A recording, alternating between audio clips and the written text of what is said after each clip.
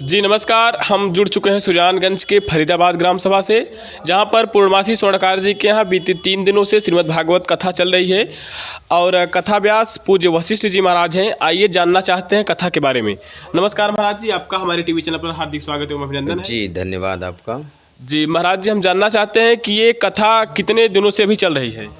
जी यह कथा 12 फरवरी को प्रारंभ हुई जी और ये सप्त दिवस पर्यंत चलती है। श्रीमद् भागवत महापुराण की कथा जो है जी 18 फरवरी को जो है कथा विश्राम होगी, उसके उपरांत हवन होगी, फिर भंडारा आदि किया। जी, जैसा कि लोगों द्वारा ये कहा जाता है कि श्रीमद् भागवत कथा कलयुग में सारे पापों का नाश कर देती है, तो इस पर आपका क्या कहना है। जी बिल्कुल सत्य है, क्योंकि कलयुग जो है ये पाप का युग है। जी कलयुग में पाप बढ़ जाता है, जी तो ये सर्व पाप की विनाश करने वाली ये गाथा है।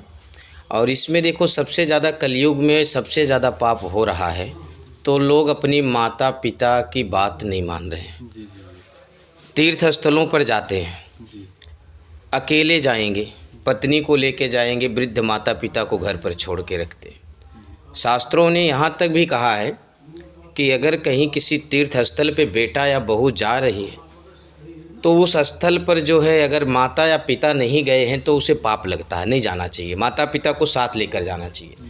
तो माता पिता की बात ना मानना श्रीमद् भागवत महापुराण के महात्म्य में जो है, वो करणोपाख्यान में जो है सूत जी ने बताया है कि यह सबसे बड़ा पाप है। तो ये पाप कलयुग में बढ़ गया है।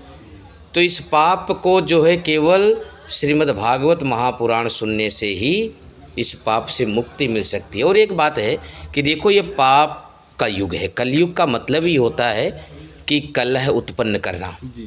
लेकिन जब हम कलयुग में भागवत की कथा श्रवण करते हैं, तो हमारे जो ये शरीर है, आत्मा जो है, ये भगवान के चरणों के प्रति ऐसे प्रेम में लग जाती है कि सारे पाप अपने आप धुल जाते हैं, मन और तन दोनों पवित्र हो जाता है।